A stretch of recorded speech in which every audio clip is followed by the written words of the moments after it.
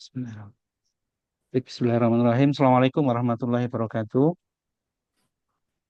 Salam sejahtera buat kita semua. Selamat siang, Bapak Ibu semuanya.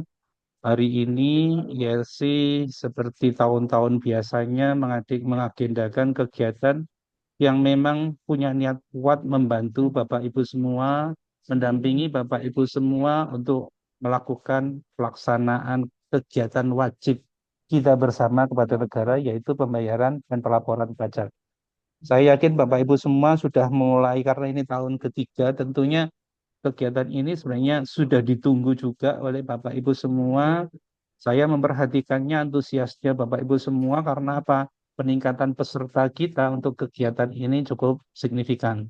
Hari ini di hari Jumat tanggal 7 Maret 2025 kegiatan kita diikuti oleh lebih dari 50 peserta.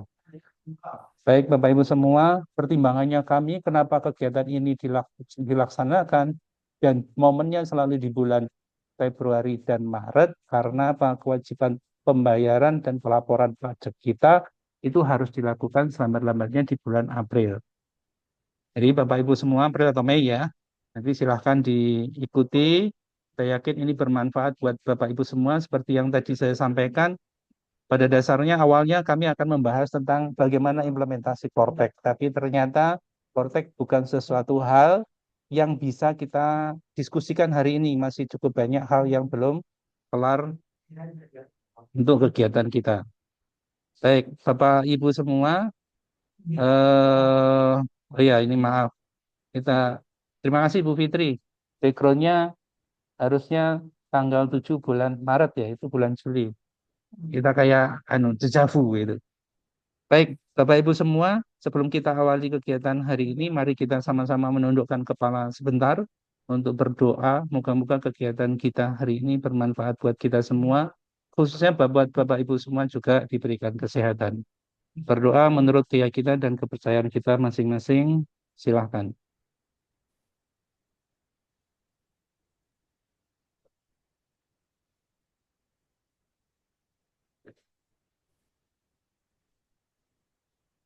Berdoa selesai. Untuk selanjutnya, Bu Yuyun mau menyampaikan speech ya. Silahkan Bu Yuyun. Sedikit aja ya Bu ya. Bismillahirrahmanirrahim. Assalamualaikum warahmatullahi wabarakatuh. Selamat siang, selamat menjalankan puasa bagi pesertanya pada puasa pada siang hari ini. Terima kasih Bapak Ibu telah semoga webinar ILC pada siang hari ini dapat memberikan manfaat dan berkah ya buat kita semua karena kita mengadakan webinar ini semaksimal mungkin ini untuk bermanfaat ya. Jadi tidak hanya secara teori karena kalau teori itu harusnya di bangku kuliah ya pada waktu Bapak Ibu ya. Kita lebih fokus kepada praktek. Jadi bagaimana prakteknya, bagaimana pelaporan pajak sebagai tahunan itu kita buat agar jangan sampai ada suatu kesalahan. Itu sasaran yang ingin kita capai. Kemudian juga tadi seperti yang diperkenalkan sama MC juga Pak Ahmad itu ya sih banyak sekali kegiatannya yang insya Allah ke depan kita akan melakukan workshop atau lagi dengan materi-materi yang sedikit pantun ya. Jalan-jalan ke pasar baru. Cakep. Jangan lupa beli ketupat.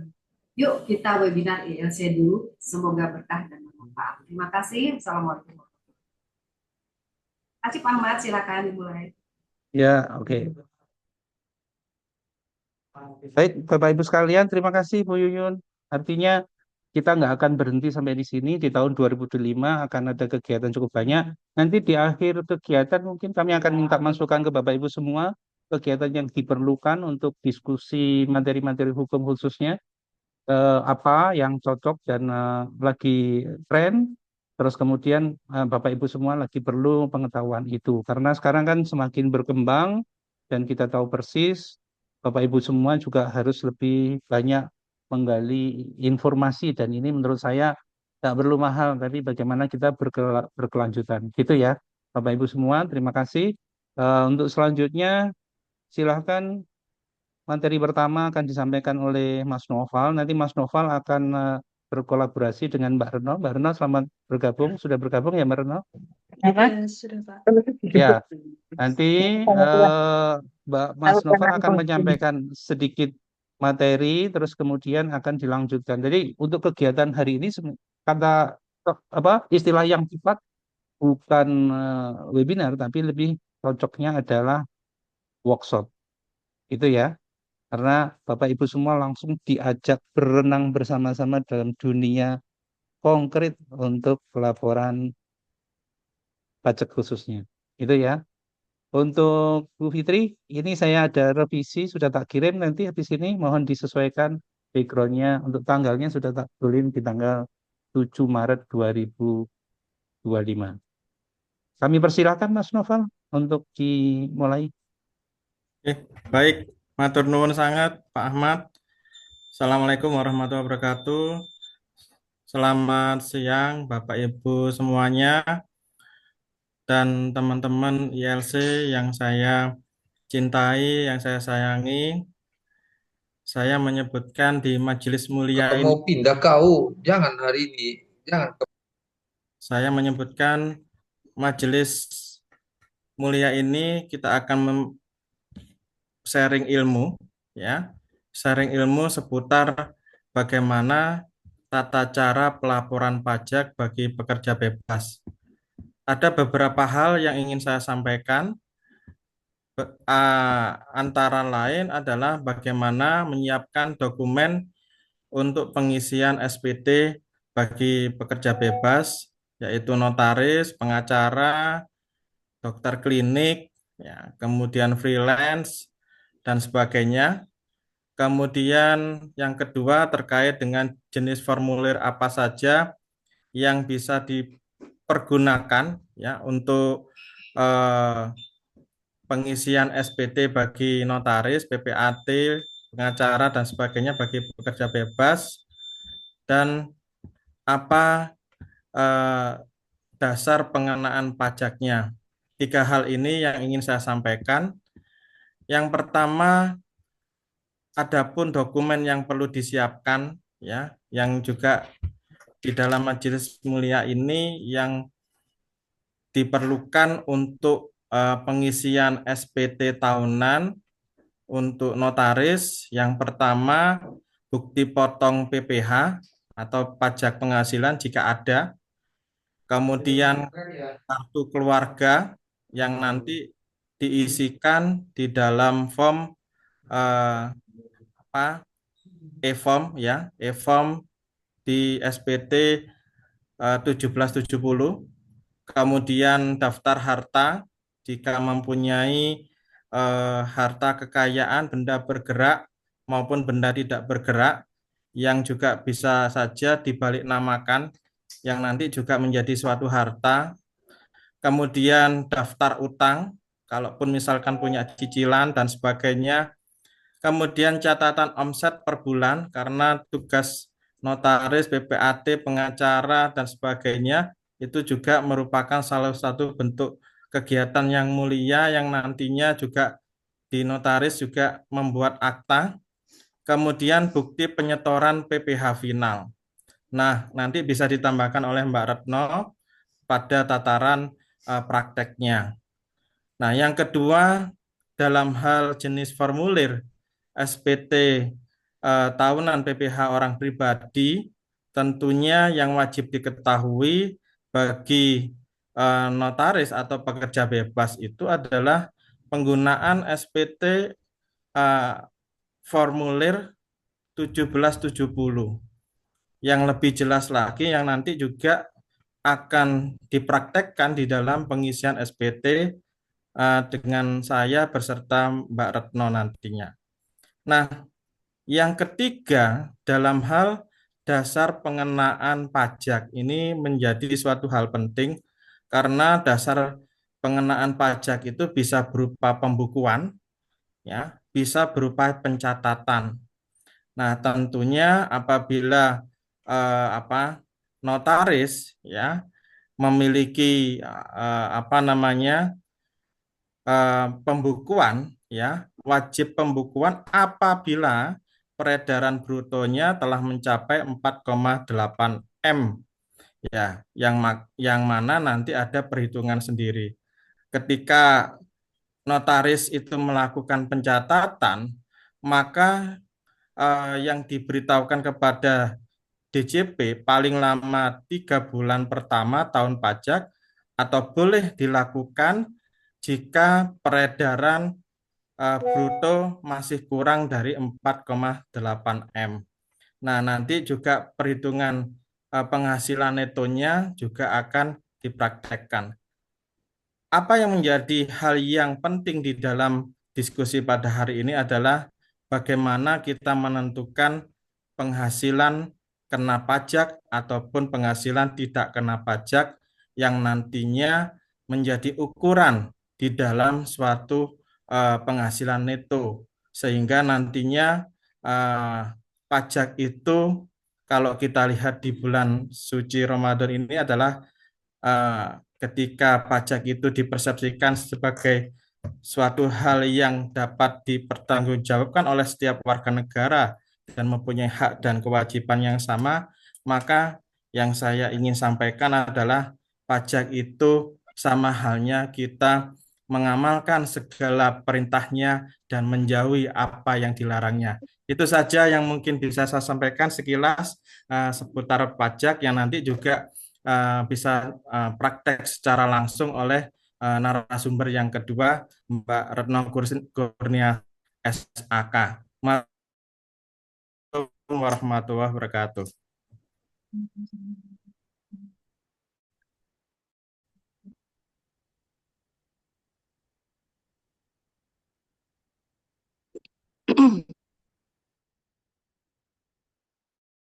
Ya,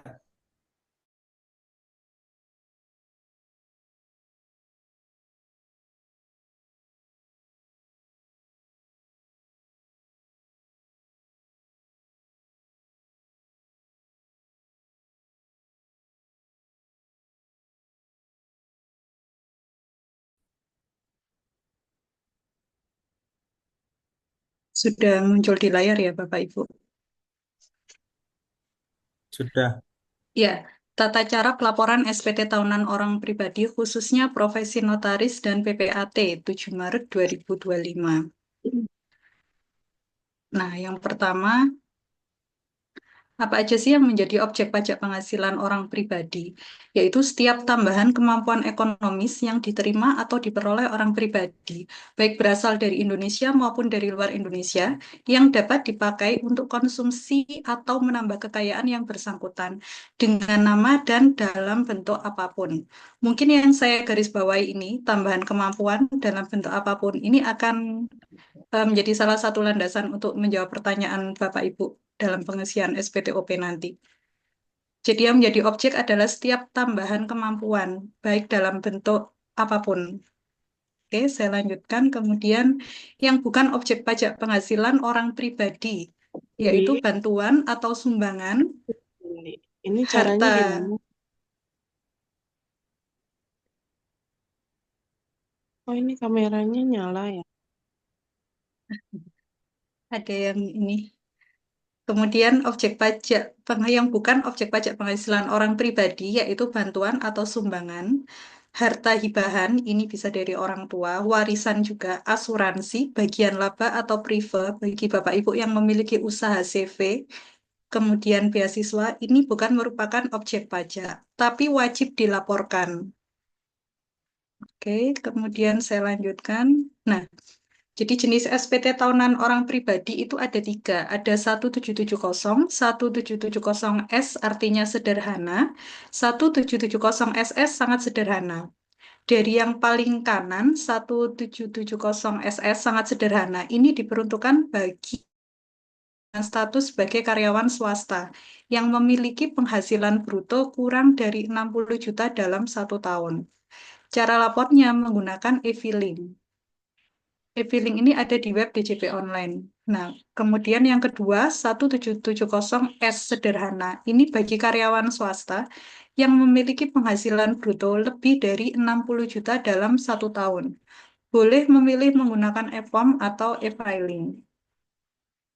Kemudian yang ketiga itu 1770, yaitu bagi orang pribadi yang memiliki atau yang melakukan kegiatan usaha seperti berdagang atau menyediakan jasa-jasa lainnya. Kemudian penghasilan lebih dari satu pemberi kerja yang memiliki penghasilan final. Final ini contohnya seperti punya persewaan tanah, persewaan ruko, kemudian penghasilan dari luar negeri. Dan satu lagi yaitu pekerjaan bebas. Untuk profesi notaris itu termasuk kategori pekerjaan bebas. Ini ada beberapa ya yang masuk pekerjaan bebas. Pengacara, akuntan, arsitek, dokter, konsultan, notaris, penilai, aktuaris. Orang pribadi yang melakukan pekerjaan bebas atau melakukan kegiatan usaha, ini tidak terbatas berapapun omsetnya, meskipun omsetnya di bawah 60 juta atau di atas 60 juta, atau bahkan tidak ada omset sama sekali, itu tetap wajib lapor di 1770 formulir yang digunakan. Karena yang memiliki NPWP memiliki kewajiban untuk lapor setiap tahunnya. Cara pelaporannya melalui e-form. Nah, ketiga jenis SPT tahunan orang pribadi ini, batas lapornya sama semua di tanggal 31 Maret setiap tahun berikutnya. Kalau sekarang berarti 31 Maret 2025. Kemudian yang berikutnya, ini kita mengenal PTKP ya. PTKP itu penghasilan tidak kena pajak. Ini saya ambil di internet. PTKP orang wanita atau pria yang belum menikah, itu TK ini artinya tidak kawin. TK 0, berarti dia belum menikah, penghasilannya 54 juta. Kalau TK 1, bisa jadi dia sudah menikah, tapi mungkin bercerai. Ada tanggungan 1 anak, itu TK 1. Kalau 1, 2, 3, ini maknanya tanggungan 2 anak atau 3 anak atau orang tua. Kemudian PTKP pria kawin ini maksudnya suami yang sudah berumah tangga ya. Kalau K0 itu artinya sudah menikah, belum ada anak. Kalau K1 itu sudah menikah, anaknya 1, PTKP-nya 63, dan seterusnya. Kemudian yang tabel sampingnya ini adalah PTKP suami istri penghasilan digabung. Jadi kalau misalnya Bapak Ibu NPWP-nya digabung jadi 1, itu statusnya KI1 dalam arti kawin, penghasilan digabung dengan istri, kemudian ditambah tanggungan. Kalau ada tanggungan anak ya tinggal ditambahin 1, kalau anaknya 2, 121.500.000 rupiah. Bagi istri, di mana suami istri masing-masing punya NPWP, maka PTKP istri adalah TK0, dianggap tidak kawin dan tidak punya tanggungan. Jadi untuk yang perempuan, itu status perhitungannya pasti menggunakan TK0. Walaupun sudah menikah, tapi menggunakan TK0. Kenapa? Karena asumsinya keluarga itu kan satu kesatuan. Jadi beban tanggungan itu ditanggung oleh suami, sehingga istri tidak boleh memiliki tanggungan selain dirinya sendiri. Kemudian yang bawah, ini tarif progresif PPh pasal 17 yang menjadi dasar perhitungan kita nanti. Misal nanti penghasilan kena pajaknya kita rentang 0 sampai dengan 60 juta, itu besaran pajaknya 5%. Kalau 60 sampai 250 juta, 15%. Nah, ini tarifnya berlapis. Sebetulnya untuk pengisian formulir nanti, perhitungan ini akan otomatis dihitungkan oleh e-form PDF-nya. Tapi sebagai gambaran kita, kalau mau bikin konsep di awal supaya tidak raba-raba, supaya tidak ada salah perhitungan, itu bisa menggunakan patokan ini. Dihitung sendiri dulu, baru dimasukkan ke formnya. Nah, kemudian, selanjutnya ini. Formulir 1770. Mungkin banyak Bapak Ibu yang masih dilema ya. Apa sih metode pembukuan atau norma atau pencatatan? Jadi formulir 1770 itu memang ada 2 jenis saat awal kita ngisi nanti. Mau mencentang pembukuan atau pencatatan. Bedanya apa? Kalau pembukuan, wajib menyelenggarakan pembukuan apabila Staf sus. Bapak Ahmad Saleh. Mohon maaf Bapak ya. Saya lanjutkan lagi. Pembukuan itu untuk orang pribadi yang memiliki omset atau peredaran bruto penghasilan kotor lebih dari 4,8 M per tahun. Itu wajib menyelenggarakan pembukuan. Dalam arti dia harus menyajikan laporan keuangan termasuk neraca, laba rugi, modal. Dan dasar pengenaan pajaknya itu dari laba. Sedangkan norma pencatatan itu omset atau peredaran bruto kurang dari 4,8 M menggunakan NPPN. NPPN itu norma penghitungan penghasilan neto. Ini ditetapkan oleh DJP tarifnya. Nah, dasar pengenaan pajaknya itu dari omset atau pendapatan kotor. Kemudian di tata cara penghitungannya, kalau pembukuan, kembali lagi ya, pembukuan itu yang dihitung dari laba bersihnya. Jadi kalau Bapak Ibu peredaran usahanya misal 100 juta, tapi ada biaya gaji karyawan atau biaya ATK, biaya perjalanan dinas, sampai ketemu laba bersihnya anggap aja 60 juta ya. Kemudian asumsinya PTKP-nya TK0 54 juta. Nah, penghasilan kena pajaknya laba bersih dikurangi PTKP. Kemudian dikalikan tarif pasal 17 yang tadi. Tarif pasal 17 ini, penghasilan 0 sampai 60 juta dikalikan 5%. PPh terutangnya 300.000. Nah, kemudian kalau ada bukti potong dari kliennya Bapak Ibu, itu sebagai uang muka pajak, boleh dikurangkan. Atau dalam 1 tahun 2024 kemarin, Bapak Ibu setiap bulan menyetorkan angsuran PPh 25, itu juga mengurangi PPh terutang, sehingga kurang bayar pajaknya hanya 50.000. Ini kalau metode pembukuan. Kalau menggunakan metode pencatatan atau norma, itu tidak dilihat dari laba bersih. Jadi Bapak Ibu tidak perlu membuat, oh omset saya sekian, biaya saya setiap bulannya sekian, bayar gaji karyawan, gaji ini, itu tidak perlu. Yang perlu dicatat hanya omset peredaran bruto setiap bulan, nanti ditotal dalam 1 tahun. Ini saya asumsikan 110 juta. Kemudian dikalikan norma notaris. Norma notaris ini tarifnya 51% untuk 10 ibu kota besar, nanti ada di slide berikutnya. Jadi penghasilan netonya itu berasal dari peredaran bruto dalam 1 tahun dikalikan norma notaris. Kalau yang pembukuan tadi itu kan penghasilan netonya diperoleh dari laba bersih. Perbedaannya di situ Bapak Ibu. Kalau yang pencatatan, penghasilan netonya dari bruto 1 tahun dikalikan norma notarif 51%, kemudian dikurangi PTKP, saya asumsikan PTKP-nya TK0 54 juta. Nah, penghasilan kena pajaknya 2.100.000, dikalikan tarif PPh yang tadi ini 5%, sehingga PPh terutangnya 105 juta. Dikurangi bukti potong kalau ada, dan juga dikurangi angsuran PPh 25 kalau ada. Kurang bayar pajaknya menjadi 20.000. Bedanya di sini yang sangat mendasar adalah perhitungan penghasilan netonya. Kalau pembukuan itu dari laba bersih, kalau pencatatan itu dari omset bruto dikalikan norma notaris. Nah, ini norma penghitungan penghasilan neto pencatatan. Kalau yang tadi kan pembukuan ya, menyajikan laporan keuangan, neraca, laba rugi. Kalau yang pencatatan, ini tarif normanya ada 2 jenis. Yang satu 15%, mohon maaf, yang satu 50%, yang satu 51%, yang satu 50%. 50% ini bagi Bapak Ibu profesi notaris yang wilayah kerjanya ada di 10 kota besar ini, ibu kota provinsi, di Medan, Palembang, Jakarta, Bandung, Semarang, Surabaya, Denpasar, Manado, Makassar, Pontianak, ini menggunakan tarif 50%. Di luar ibu kota atau daerah lainnya yang tidak disebutkan dalam 10 ibu kota provinsi, itu menggunakan tarif 50%. Jadi nanti Bapak Ibu coba ditentukan di awal, Bapak Ibu termasuk 10 ibu kota provinsi atau bukan. Kemudian, nah, untuk lampiran form 1770 saat lapor nanti, untuk yang pembukuan, yang dilaporkan adalah laporan laba rugi, laporan perubahan modal, laporan neraca. Perubahan modal ini opsional ya Bapak Ibu. Kemudian bukti potong kalau ada dan bukti setor kurang bayar kalau statusnya kurang bayar.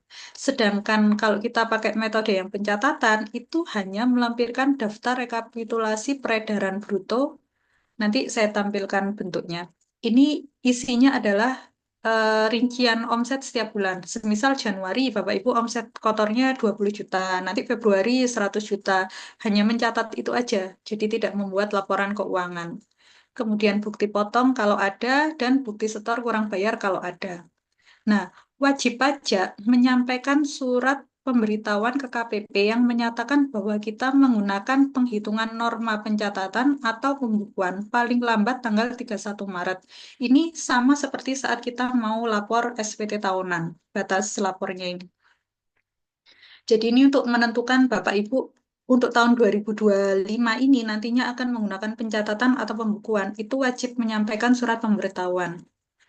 Ini nanti pemberitahuan disampaikan ke KPP melalui Kortex, tapi menyusul ya Bapak Ibu untuk yang Korteksnya, karena seperti yang kita ketahui Kortex masih banyak trouble-nya. Nah, kemudian ini yang saya bilang tadi, kalau kita memilih menggunakan metode pembukuan, omset di atas 4,8 M yang wajib. Itu seperti ini. Harus membuat laporan laba rugi. Pendapatan usaha berapa, biaya usaha berapa, laba kotornya, kemudian biaya gaji, listrik. Nah, laba bersih sebelum pajak ini yang kita jadikan dasar pengenaan pajak. Maksudnya penghasilan netonya. Nah, juga harus membuat neraca. Neraca kas bank, piutang, ini kalau ada tanah bangunan. Ini yang menggunakan metode pembukuan. Kemudian yang menggunakan metode pencatatan, lampirannya hanya seperti ini.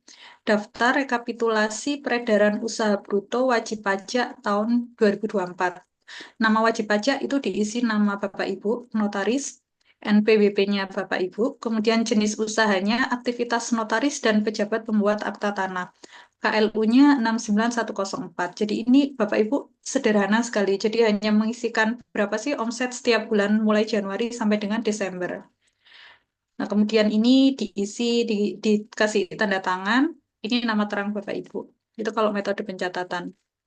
Nah, apakah boleh kalau kita omset kurang dari 4,8 M tapi mau pakai pembukuan? Boleh jawabannya. Jadi kalau untuk pembukuan itu opsional. Kalau Bapak Ibu merasa saya kayaknya lebih enak lapor yang ada laba ruginya, ya boleh pakai pembukuan. Tapi kalau omset di atas 4,8 M wajib pembukuan, tidak boleh memilih norma atau pencatatan. Untuk omset di bawah 4,8 M boleh memilih pencatatan atau pembukuan. Ini lampirannya. Nah, ini data yang harus disiapkan ya.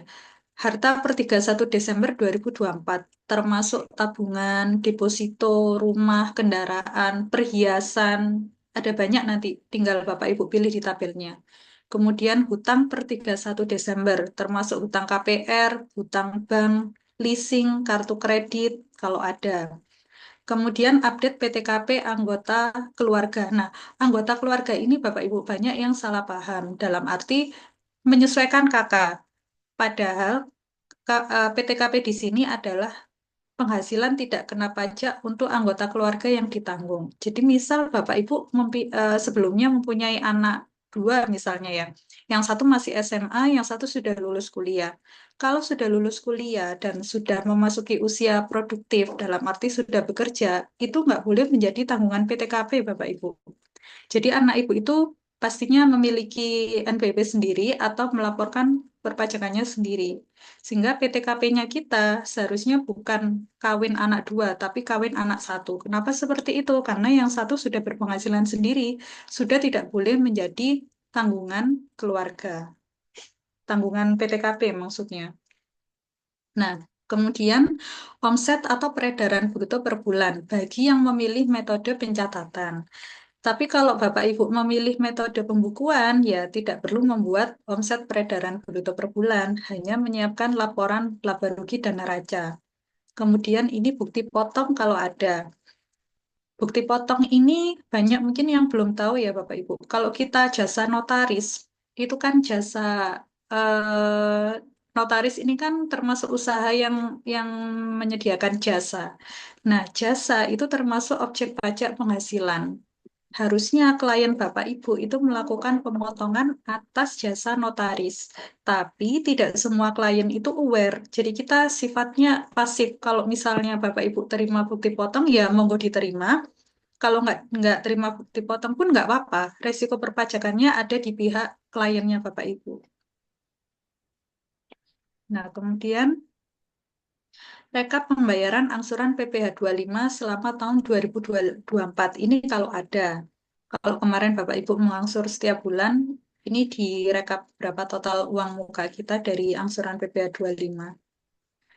Nah, ini kita langsung praktek aja ya Bapak Ibu. Mungkin bisa disiapkan langsung, dibuka websitenya DJP Online, kemudian dimasukkan NIK dan passwordnya. Oh ya, untuk login DJP Online, kalau dulu itu kan menggunakan NPWP pribadi. Per 2025, NPWP pribadi sudah tidak berlaku, jadi yang dimasukkan adalah NIK-nya. Biasanya kita memasukkan kayak kode captcha gitu ya Bapak Ibu. Tapi sekarang sudah nggak ada kode captcha-nya. Diganti verifikasi kode. Jadi setelah Bapak Ibu buka webnya, memasukkan NIK dan password itu nanti akan pilih opsi verifikasi kode melalui email atau nomor telepon. Saya sarankan melalui email. Atau kalau mau nomor telepon boleh, asalkan punya pulsa reguler. Kemudian pilih menu lapor, pilih e-form buat SPT. Ini saya langsung praktekkan aja ya Bapak Ibu. Nah, silakan dibuka webnya. Silakan dimasukkan NIK-nya, kata sandi, kemudian pilih selanjutnya. Setelah itu akan muncul tampilan seperti ini.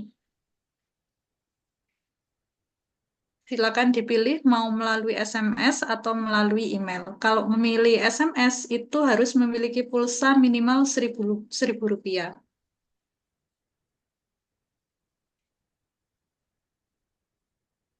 Nah, setelah dibuka tampilannya seperti ini. Bapak Ibu silakan memilih lapor. Barangkali ada yang ditanyakan mungkin sebelum saya lanjut ke halaman berikutnya. Atau lanjut aja ya. Nanti kalau ada yang ditanyakan bisa di hold dulu. Saya yang hold dulu maksudnya untuk menjawab pertanyaan Bapak Ibu. Kalau sudah lapor, silakan pilih yang e-form PDF.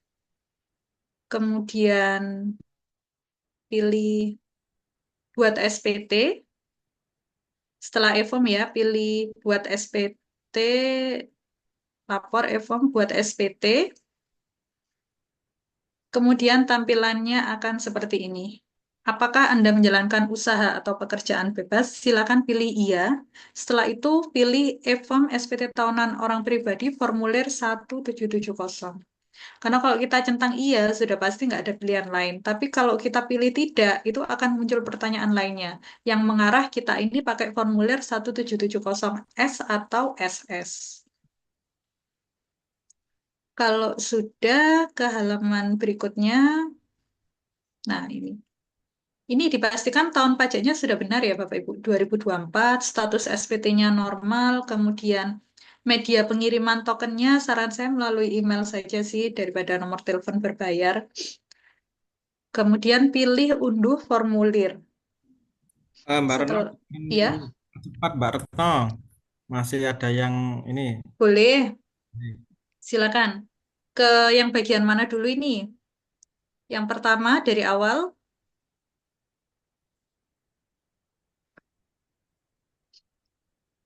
Waktu dari awal ini memasukkan NIK, kemudian kata sandi. Selanjutnya memilih verifikasinya melalui email atau SMS.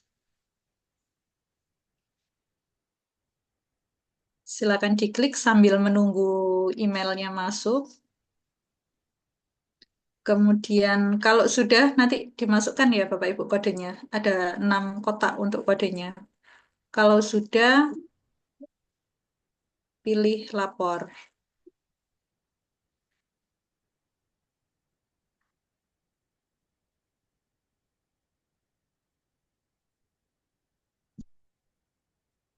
Kalau sudah, lanjut berikutnya. Tampilannya seperti ini. Pilih yang e-form.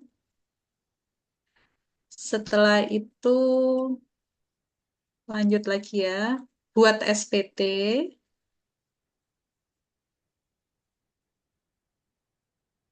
Setelah buat SPT, nanti ada pertanyaan, apakah Anda menjalankan usaha atau pekerjaan bebas? Silakan Bapak Ibu pilih iya. Kemudian klik e-form SPT tahunan orang pribadi formulir 1770. Selanjutnya, halaman berikutnya tampilannya seperti ini. Yang ini dipastikan ya Bapak Ibu, tahun pajaknya 2024, kemudian status SPT-nya normal. Media pengiriman token, Bapak Ibu saya sarankan pilih email aja. Kalau sudah, klik unduh formulir Bapak Ibu.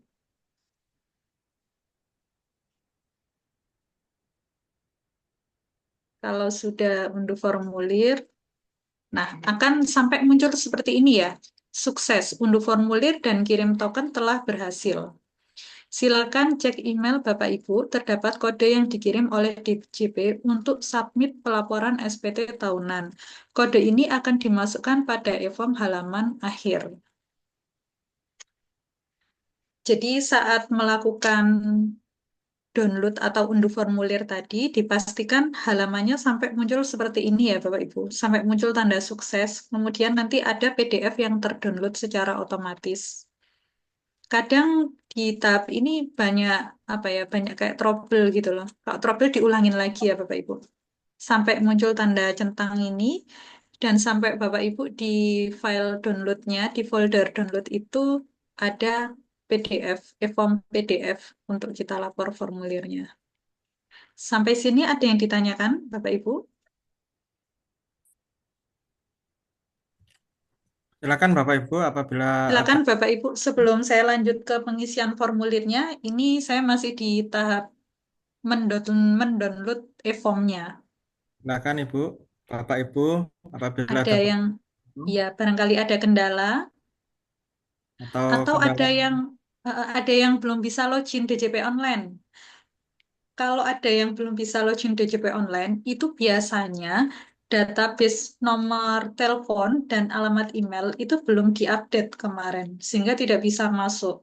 Solusinya bagaimana? Solusinya ya menghubungi kering pajak atau Bapak Ibu bisa datang langsung ke KPP untuk melakukan perubahan data alamat email dan nomor telepon. Kenapa seperti ini? Karena pengalaman tahun-tahun yang kemarin itu banyak scam yang mengatasnamakan DJP.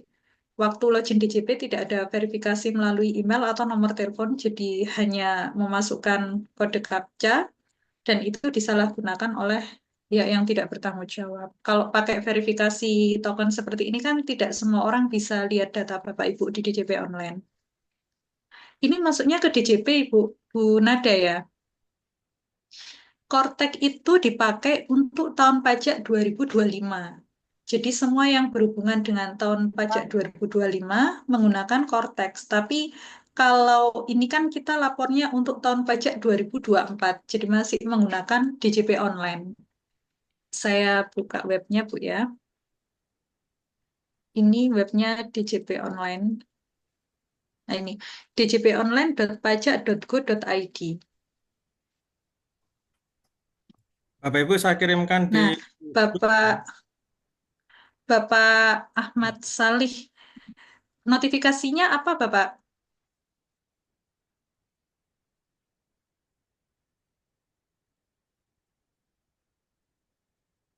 Mungkin bisa coba Pak Ahmad Saleh, notifikasinya nggak bisa masuk apa Pak? Atau Bu Nada nggak bisa buka DJP online? Nggak bisanya kenapa Bu? Internetnya mungkin? Kalau, Bapak Ibu oh sudah password salah. saya share log. Oh password salah, bisa pilih lupa kata sandi Bapak. Kalau Loginnya passwordnya salah, ya bisa pilih lupa kata sandi. Nanti Bapak memasukkan ulang alamat email yang baru atau alamat email yang bisa Bapak akses sama Evin. Sebetulnya kalau kita lupa kata sandi itu bisa reset password, tapi harus punya Evin, menyimpan Evin yang lama. Nah ini NPWP sama kata sandi tidak sesuai. NPWP-nya sudah memasukkan NIK yang benar ya Bu. Jadi kita nggak bisa login pakai NPWP.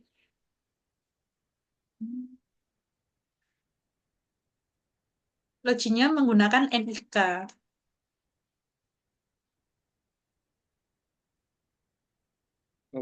Dicoba sekali lagi Bu Nada. Kadang juga errornya gitu. Kayak tidak sesuai. Cuman saya beberapa kali coba lagi akhirnya bisa. Kalau memang keterangannya passwordnya tidak sesuai, kemungkinan besar salah password Ibu. Bisa pilih lupa kata sandi. Sebentar saya share screen lupa kata sandinya ya.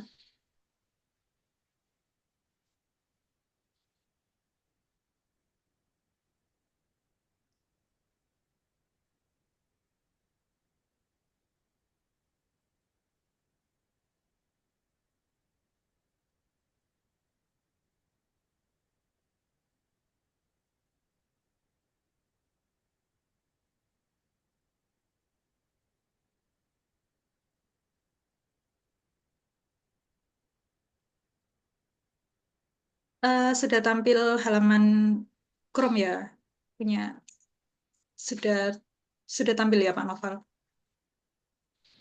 Sudah. Nah, ini kalau lupa passwordnya, ini coba saya masukkan punya saya ya. Ini kayak sandinya selanjutnya. Kalau yang muncul seperti ini, itu kemungkinan besar memang passwordnya tidak sesuai. Nah, kalau punya Ibu Dian Suci ini, sebentar. Kalau autentikasi tidak berhasil, coba sekali lagi, Bu. Coba login sekali lagi. Sampai 3 kali. Ini ada Nah, yang autentikasi tidak berhasil. Kalau lupa password, tinggal ini, lupa kata sandi. Kita klik lupa kata sandinya. Nah, halaman